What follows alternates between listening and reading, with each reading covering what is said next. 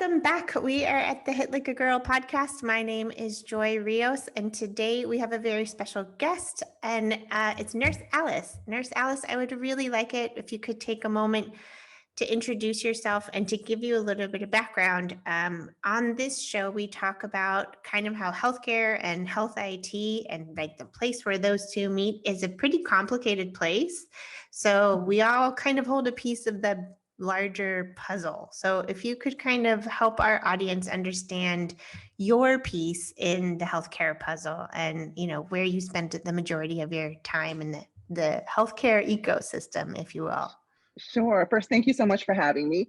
My name is Alice Benjamin, affectionately known as Nurse Alice, aka America's favorite nurse. That was given to me, so I don't have a big ego. It's just I really am flattered to have that title, and a lot of that has to do with the community work that I do with American Heart Association and other community groups. But I am a nurse practitioner, a clinical nurse specialist, and chief nursing officer at Nurseorg, and I'm also a medical contributor for NBC4 here in Los Angeles. So I get to wear many hats. I've been a nurse for 24 years and counting. I've loved every single minute of it, working inside the hospital, obviously within the realms of critical care, cardiology, progressive care. That's my passion, my love.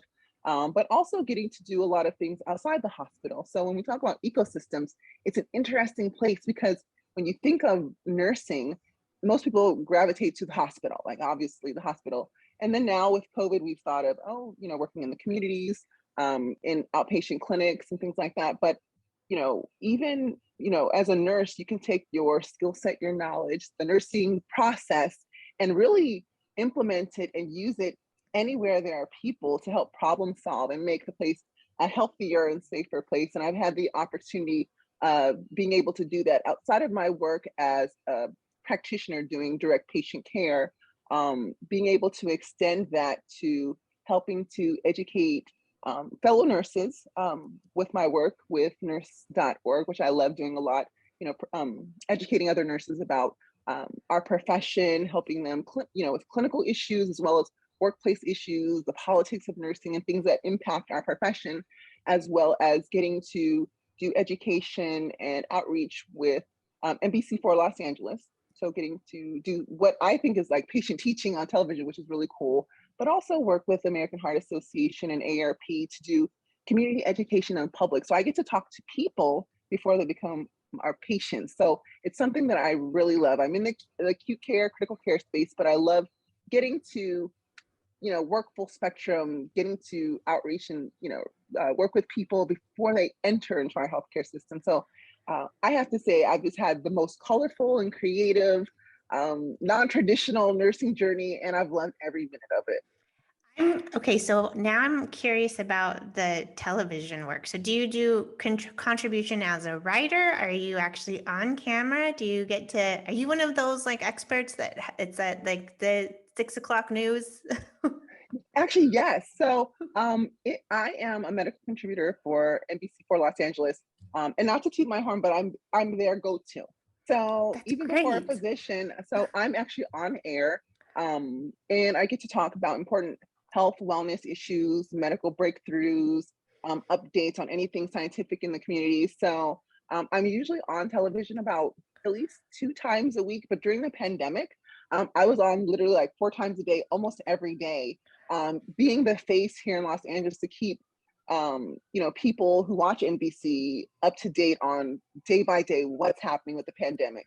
Everything from when it first started to, when the death tolls were rising, what could people do, educating people about how to manage it at home, when vaccines were in the works, when they became available, and as it, come available in the different stages, and when the president got it. So it was just really such a great opportunity as a nurse to get to do this and be the person that gets to do the education, because as nurses we do this already. We educate our patients, we educate families. So to me, it was an extension of what I already do.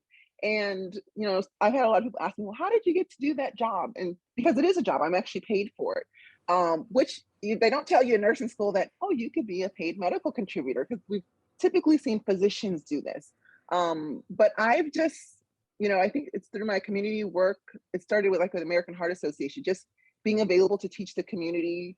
American Heart invited me to do radio, and then that radio turned into occasional television spots about how to be heart healthy. And then I think once producers saw me doing this, they just reached out to me and say, hey, can you come on our show and talk about X, Y, and Z? And it unraveled into, first an occasional here and that show, kind of all over the place. And then, but I've gotten to do national shows. So when Dr. Oz was on, the doctors, I've done several different morning radio shows, and now my home station is NBC4 Los Angeles. And when I do stories, what's the cool thing about it is other affiliates in Tennessee, Cincinnati, like they pick up the stories that I share. So it feels good that I get to do, educate people before they become my patients, but then also as a nurse, role model this for other people who are aspiring to be nurses or who are nurses to teach the public that, hey, nurses are very well equipped to be leaders and educators in the community, and we should,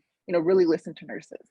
Well, nurses have so much opportunity. I mean, I've met several who travel, like that's a big part. They're traveling nurses. I actually my home base is in Baja California, Mexico. And so I was fortunate to meet some nurses who were working with the program like international work, where they were coming supporting like the immigrant or refugee community that's down here. And in talking with them, I was like, oh, they're going all over the world. Like there's a ton of opportunity for nurses. So do you have to balance your media profile and like working with patients?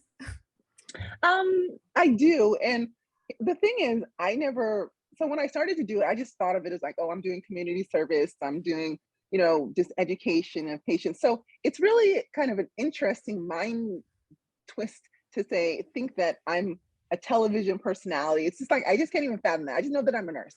I know that I'm a nurse, and I love talking to people before they become my patients. But definitely, I mean, when I'm at work, I have to stay focused.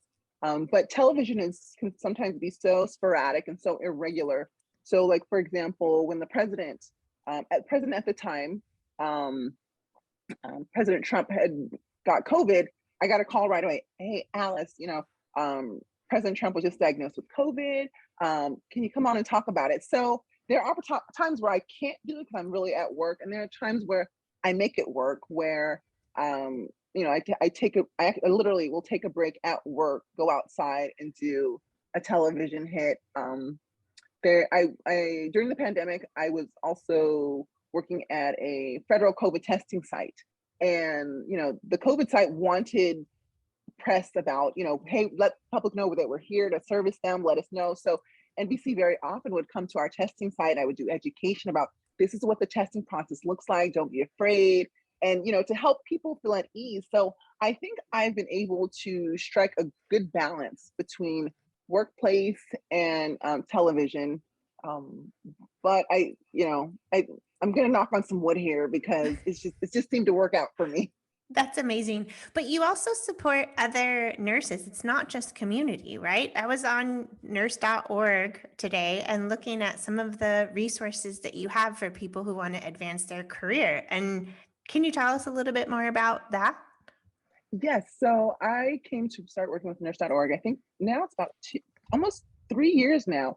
Started off as a contributor, wanting to just share my experience as a nurse to help others, because I recall, in my baby nurse years, not always having a mentor, or someone at my workplace who I felt comfortable talking to, because sometimes you want to talk about certain, issues, or you don't want to complain, but you have questions about certain issues and how to navigate through challenging politics on the unit. And so I struggled a little bit, and I always had to find someone who totally never didn't work in my hospital, which is sometimes hard, or find someone in a different industry and kind of parallel the professional problem solving. And so I thought to myself, you know what? I want to help other nurses get through some of these stumbling blocks that I've been through. So with nurse.org, I oftentimes share some of my own challenges and things that I went through as an example, so people can learn through that. And then I also offer other expertise when it comes to clinical issues, professional advancement, letting people know about all the different options there are in your nursing profession, and to also empower nurses, because oftentimes we're told what to do. We're kind of, you go through nursing school and we're kind of ushered into like, oh, med surge, we're like, there's only one thing to do. But in reality, there's so many needs. The public has so many different needs in so many different areas, and not everyone is meant to work in med surge. Some people do really well in home health. Some people do really well at skilled nursing homes. Some people do really well in schools.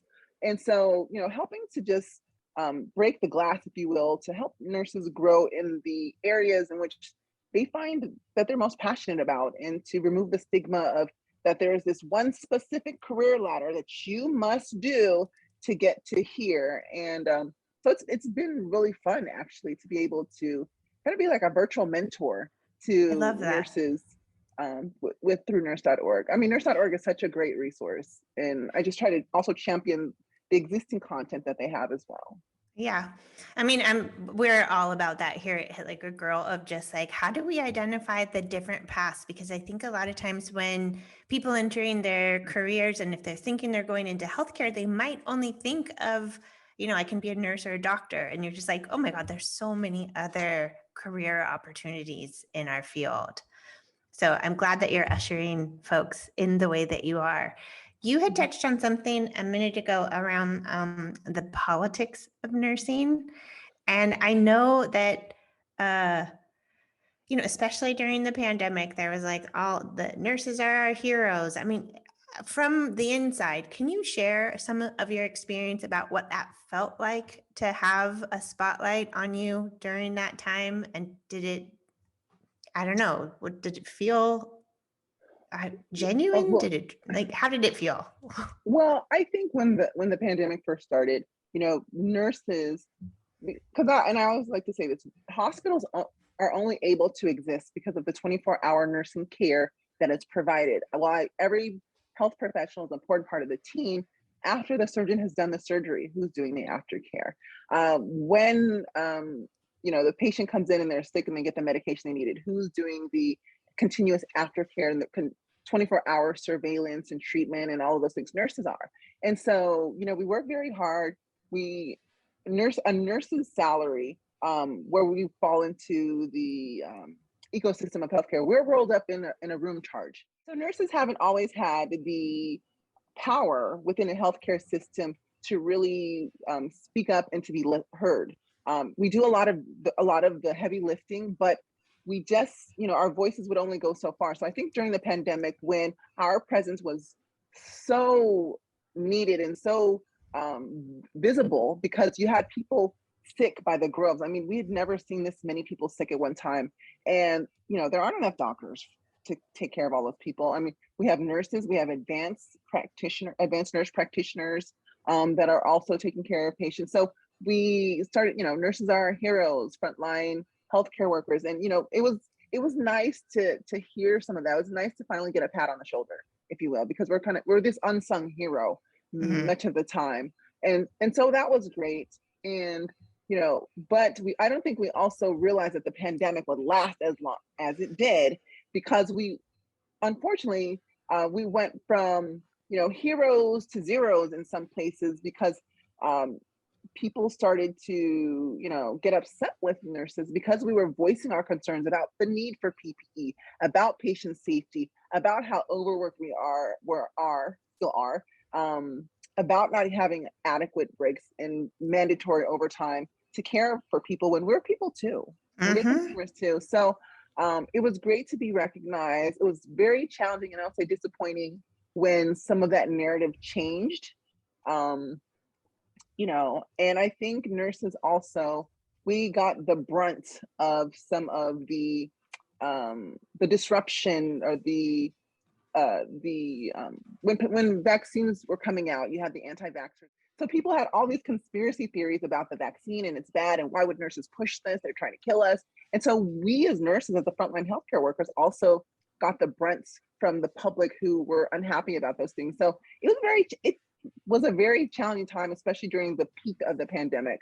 Now, while the pandemic, obviously we're in a lot better space, I think especially when you get to the politics, now we're trying to navigate the waters of, now that we've learned all of these things, how do we create a workplace that is healthy for us? Because we've seen the bad, we've seen the ugly, we don't want to get back there.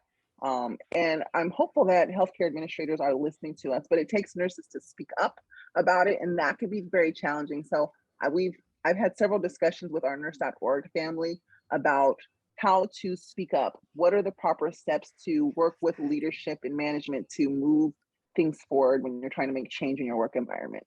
I love that. I mean, a big conversation that comes up is just burnout in general and just understanding what you all go through.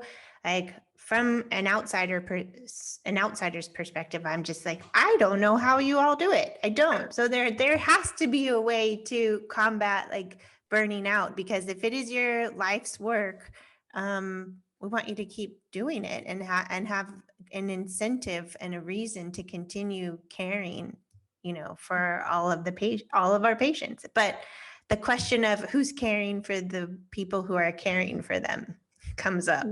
Right. And honestly, we, especially during the pandemic, we didn't do a great job at caring for ourselves because many nurses are selfless. Like we're got to take care of other people. We were going in and taking care of other people, but eventually many of us got sick as well. And so that was a trying time because we would tell the patients, okay, you got to stay home for, 10 to 14 days, do this and that. But when we would get sick, it would shorten the workforce and then make it difficult to care for the public.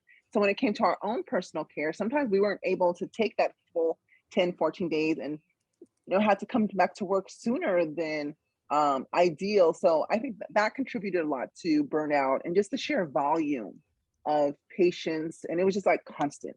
And it wasn't just having patients but very sick patients on top of that. And you had many nurses who maybe don't work emergency room or don't work critical care, but still work in the hospital, but they then had to learn, how to work a ventilator and how to do all these things. So it was very, high risk for some areas because we were thrusted into a place where we had to learn quickly. We were fighting like this invisible man because we didn't know what we were dealing with at the top of the pandemic.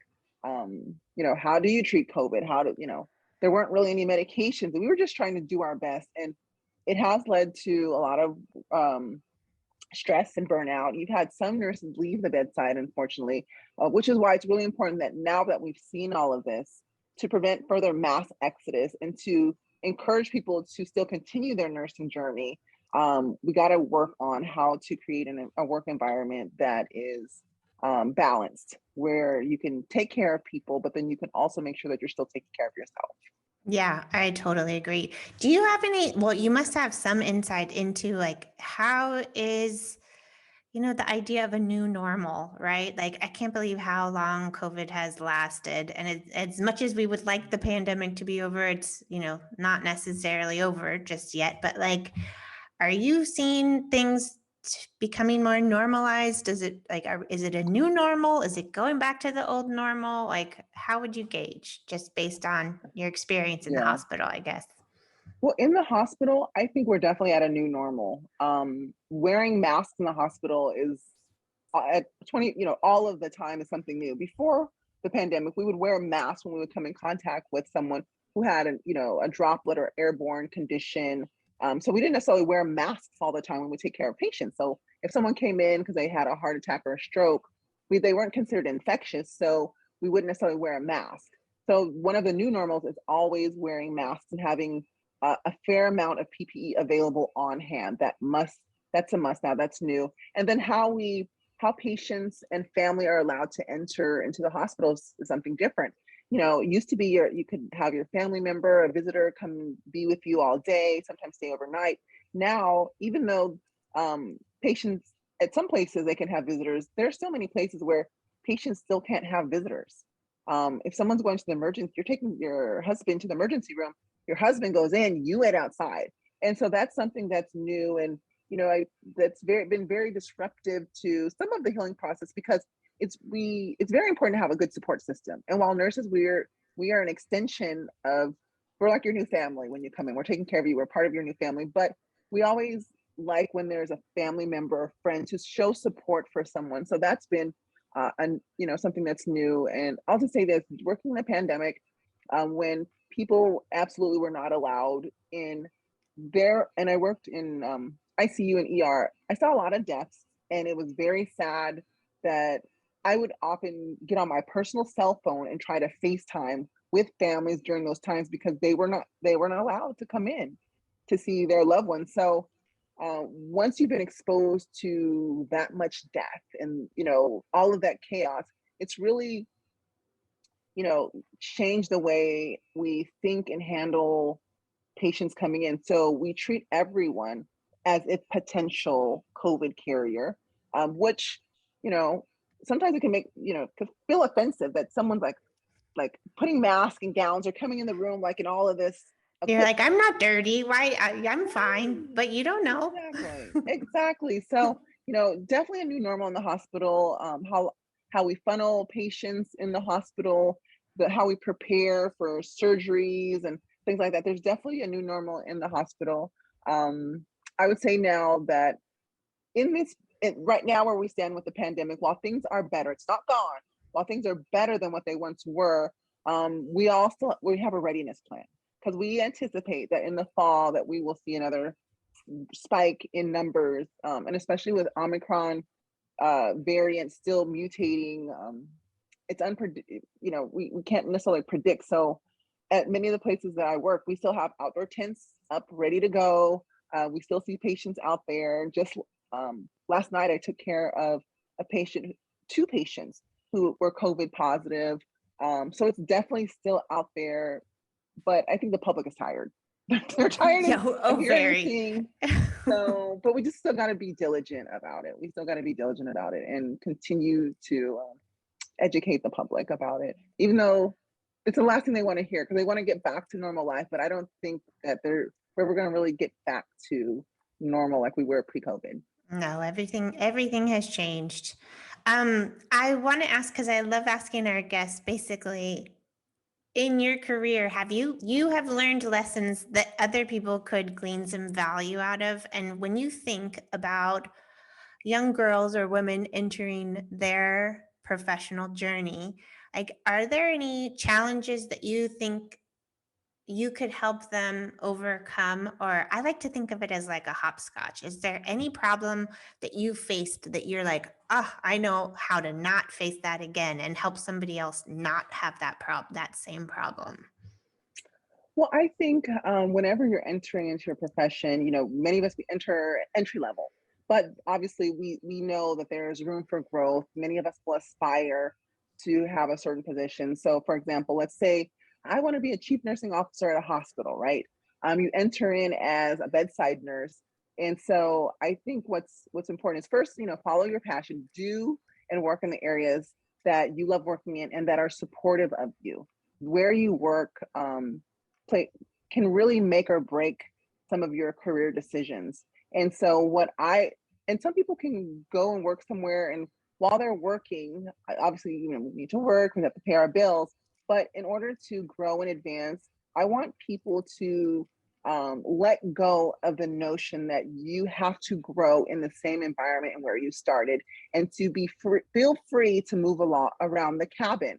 So as we advance, going back to school is going to be important because you need to equip yourself with knowledge. Surround yourself with people who are in positions that you would like to be. You need to network with those people. Don't be afraid to reach out to mentors. But when you get that lesson and you're ready to advance, look for those opportunities. If it's not available where you are, don't be afraid to go where it is. That's one thing I really want people to know because when an opportunity is not available where you work, it stunts people's growth. And I want you to know that where you work, although you might like it and it's a cool place to be, it's not the end of the world. If you go somewhere else, you can definitely go to another unit with the position that you like, learn from there, and maybe even come back to your hospital in that position. But don't be afraid to grow or allow your growth to be stunted because an opportunity is not available in your immediate work.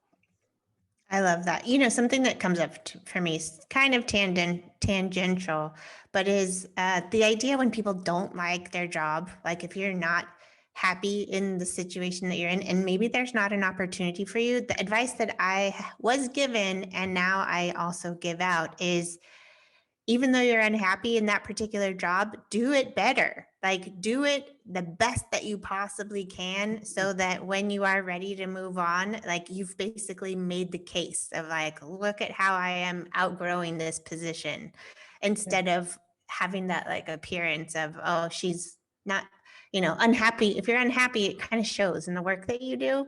Yeah. So Own doubling it. down. Yeah, own it. Own the position. And you're right. I like that you said that. Sometimes we are unhappy with where we work, but it's important for us to do an assessment. Have I learned everything here? Have I mastered everything? Have I done it with style and grace and to the best that I possibly could? And I think many of us will find that when we kind of get in that uncomfortable space or that itch where I want to leave, we may notice that there are some things that I could do better here. So I agree with that. Make the most of whatever position you're in. So, like you said, make the case that, you know what, I am prepared and ready for the next level, and you can objectively demonstrate that. And, and if that position isn't available at your particular workplace, then you can, you've mastered everything there, then you can not feel bad that you Yeah. are going somewhere else to grow. I love that. Well, Nurse Alice, where will people find you if they want to look you up on social media or connect with you online or go to your website? Where would you direct them? Yes, so I do have a website and all my social media, it's all the same. So Ask Nurse Alice. So my website is asknursealice.com and all of my socials are Ask Nurse Alice. So you can definitely find me there and find the things that I'm doing. Some in nursing, but a lot of what I'm doing in the community, catch me on television and all of the other things. I also have a podcast called the Ask Nurse Alice podcast. And then also for my healthcare professionals, for my nurses, I am as a chief nursing officer at nurse.org. I have tons of articles as well on nurse.org if you're looking to grow in your profession, not sure what you want to do in nursing or how, anything nursing related, you can find me on nurse.org. But yeah, and then I'll say this. If you reach out to me on social, I promise you I'm going to respond to you, and it's me responding to you. And I welcome anyone to ask me questions. I'm always here to help and happy to help the next person, advance and do better. Thank you so much. It has been a real pleasure talking with you. And I feel like I have learned and I'm excited to share with our audience. So I appreciate you coming on. Thanks so much for having me.